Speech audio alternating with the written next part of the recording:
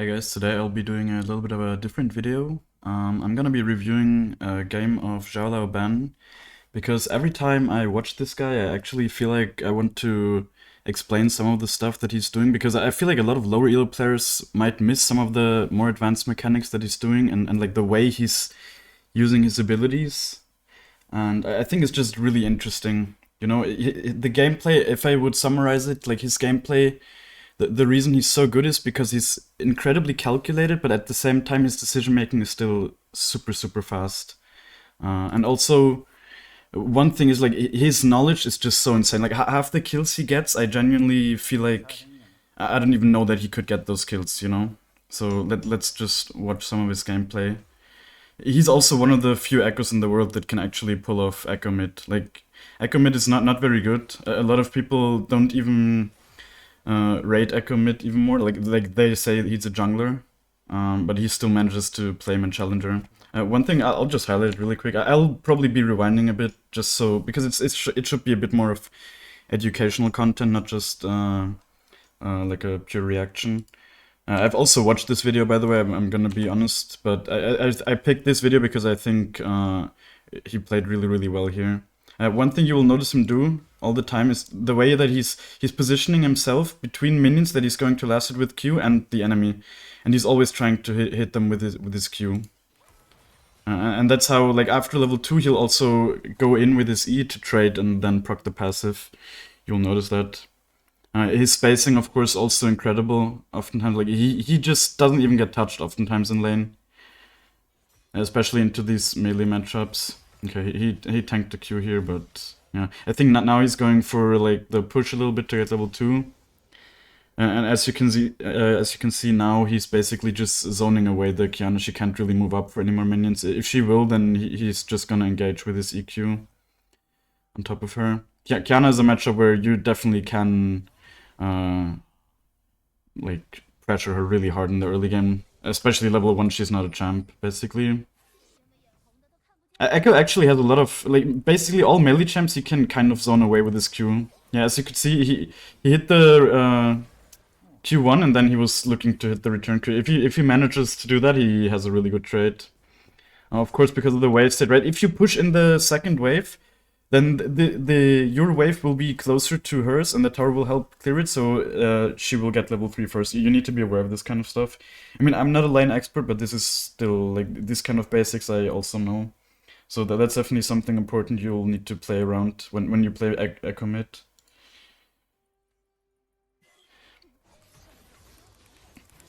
You can see that the Qiyana is actually engaging him, but he's still the way he plays it. Let's rewind really quick. It's so calculated. This is always what I'm saying.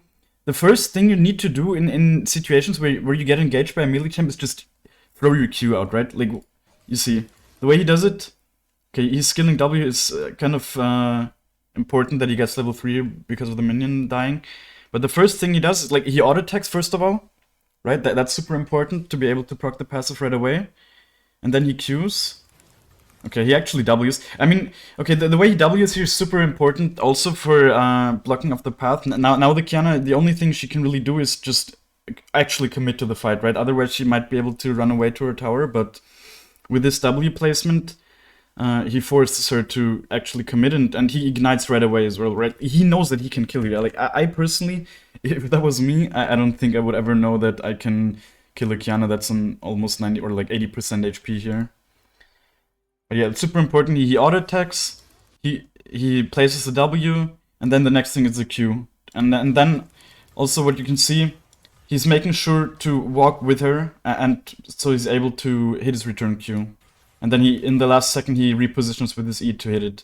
The way you can also see, he isn't actually behind her completely, but the Q hitbox is still in a way where if you're on top of the target, it usually hits the return Q. So yeah, he deals a lot of damage here, and then the Qiyana flashes away. He has to follow with flash, but yeah, incredible solo kill. And he didn't even drop that low, you know? Like, people say Qiyana has insane solo kill potential, but I mean, she does, of course, but if you play correctly as Ekko, you can apparently even not play like that. And then Ekko, of course, he's very good at pushing in waves, even in the early game. Right, in the after level 8 you only need 1 Q to clear the whole wave. But in the early you just need 2 then. But that's still fine, right? She doesn't play with TP, so he's able to shove it in nicely.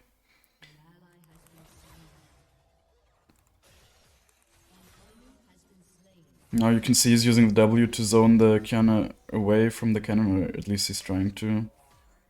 Can't really zone her away because she of course has her Q. Like, this wave set is really nice for him, right? He has the pressure on the Kiana, so just holding the wave here, not clearing it with his Q. Like there's no reason to really shove it in right now. The only way, or the only reason you would want to shove is either if the Kiana is roaming, or if there's like an objective you want to move for. There's no reason to push the wave under the tower. And like this, the Kiana is actually, either she has to use her abilities to last it, or she's gonna miss some minions. As you can see, the Kiana stepped into his range once, and then she's half HP.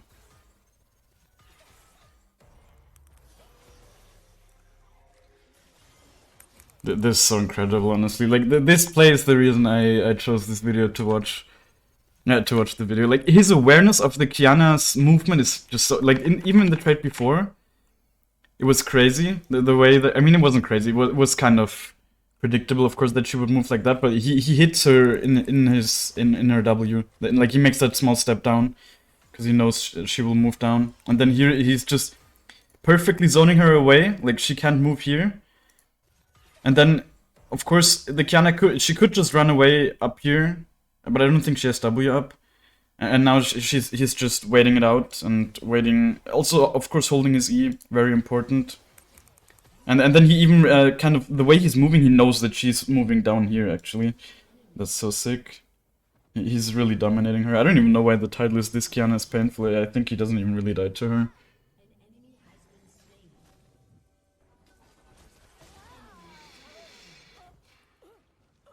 Very important to know that this wall, of course, you can hop over.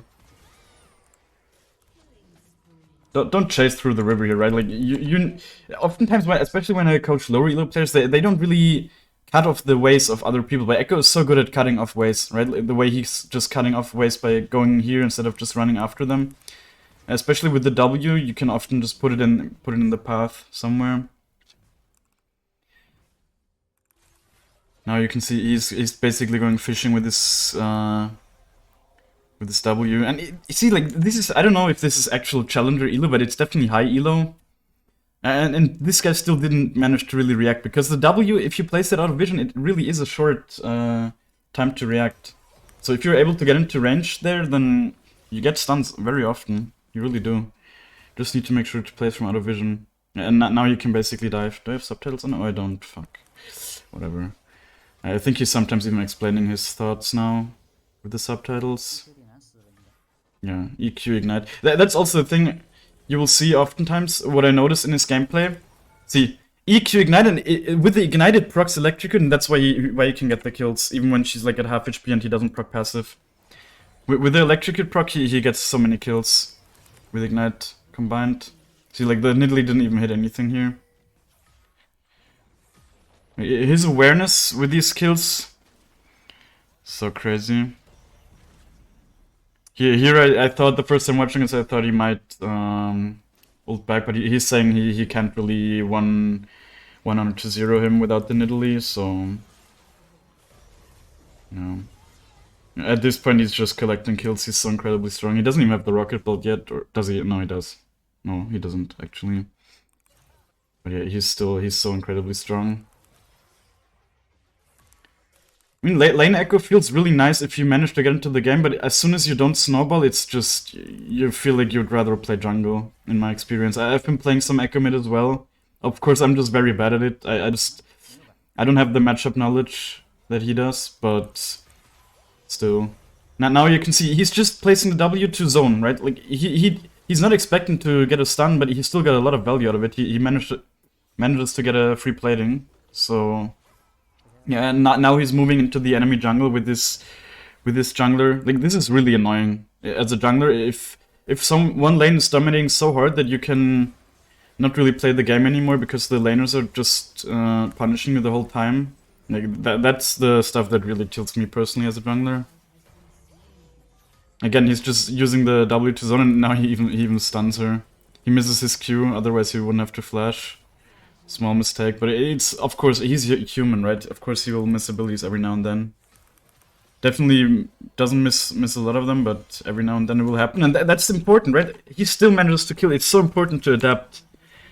Like, that's a lot of the skill. People always ask about what combos do you do on Ekko. Like, of course, the standard combo you would like to do here is just EQ auto attack, but if you miss, that doesn't mean you can't get the kills, you know? He can still get the kills here. You just need to adapt and then make sure you hit the return Q with the flash.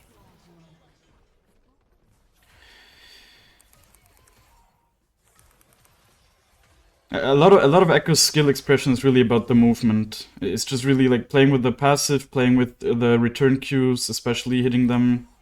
They are a lot of your damage, right? I've said this in my mechanics guide. They are, especially the more AP you have. The AP scaling of the return Q is twice as high as the one of the outgoing Q. So it's really the... Of course it doesn't slow, but it's really the priority to proc it, or to hit it. His CSing is also so controlled, right? In this elo, of course, you need to make sure to CS properly. If you're not around 9 to 10 CS per game, then you're just gonna be too weak to compete, because everyone has this kind of farm. Again, he didn't miss, he didn't hit his outgoing Q, so he didn't slow. But at this point, it's fine. He's just so strong. He has the Rocket Belt as well to follow up. And he has Rocket Belt and Magi's at 12 minutes. That's so insane. Again, see, this is super important here in this situation. He doesn't EQ on her. He doesn't EQ because he's expecting that she's gonna use some ability to dodge, right? Like her flash. And then incredible. I mean, it was kind of the situation played out like this. I don't think he set it up like this, but the fact that he's able to hit his return Q because of his ult repositioning just makes it look so smooth. And as you can see, he's kiting away here. I mean, he's taking quite a lot of damage, but you can't stay on there, right? A lot of low elo players, they might just auto-attack you and think that you will get him, but no, you need to realize Vayne is a champ that will win in these kind of auto-attack duels, even if you're 8-0, right? You need to kite away and then re-engage with your abilities, if anything, right? With this HP, you probably shouldn't even... He's flaming his Nidalee for not hitting Qs, right? In this elo, you actually... It's reasonable to criticize, I would say, right? If this is actually 1000 LP challenger or something, it's fine. I mean, the Nidalee should maybe be more accurate with her Qs. She hasn't really hit a lot of them. It's not even really meant as flame, right? It's just... You miss another Q. You need to have some expectations. It's also why sometimes when I'm playing on my higher elo accounts, I just lose my mind with the misplays that happen, because I feel like they shouldn't be happening in this elo. See, he says he remembers Graves as no ult. That's such good awareness. I've been done. Yeah, that was well played by the enemies. They really see, like they really played around the vision here. The way the Yumi comes flying in from out of vision, he didn't expect that. But honestly, it was pretty like unlikely that he's gonna kill the Graves there anyway, so it was mostly greedy. I think he kinda overestimated his own damage there.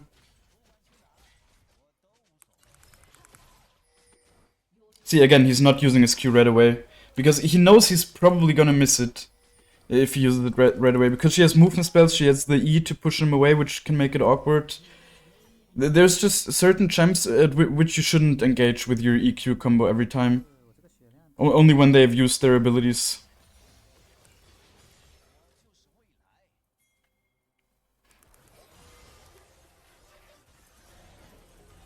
See, he's using the W. The W, in this situation, the only value it gave was the shield, but it allowed him to fight here, right? Without risking to die.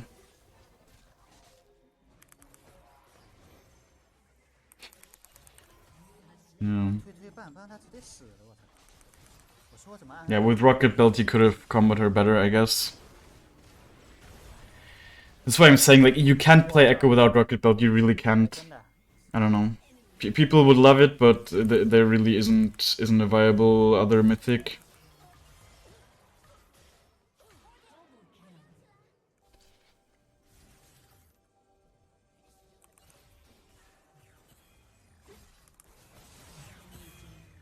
At this point, he's even kind of giving kills over to his team, I think. It's like, if you're this strong, you don't really need to even take kills if you can give them over. Because you're gonna have such an easy time getting kills anyways. Like, the W placement here also so good. He's just making sure that if the Graves goes over here, he's gonna be slowed and he can follow up, probably. So he's just making sure the Graves really has no path to escape. Even with Gale Force, I didn't even see that. Graves even has a hard time escaping there with Gale Force. I mean, he's so fast, right? Ekko is a champ that can really get a lot of movement speed, and that's why he's also able to collect so many kills oftentimes. Yeah, if you hit these free Qs, just make sure to follow up with them, right? Like in the late game, especially if you're 13 and 1, you one-shot her here. You one-shot her if you manage to hit the return Q and proc passive. And this kind of stuff, the lower, like this happens in high elo here, but it happens like 10 times as much in low elos where people just they will even tank both instances of the Q and then you can just E on them. And it's impossible to trade back when you have so much movement speed.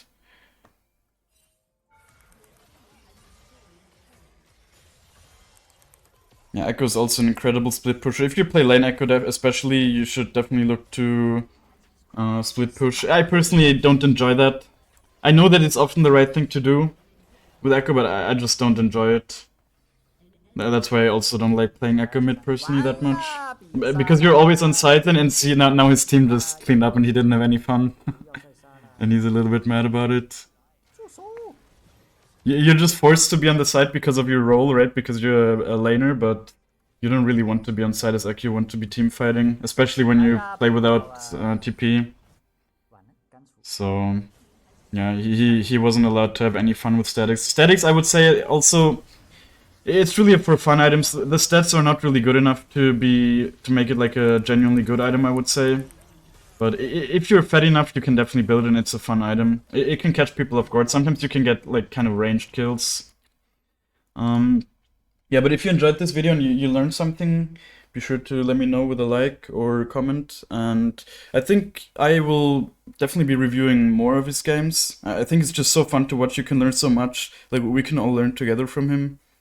And I might, maybe the next reaction I might even do blind, so it's a little bit more interesting. But yeah, I hope you enjoyed this video, and if you did, then be sure to watch the next one, and yeah, have a nice day. Bye.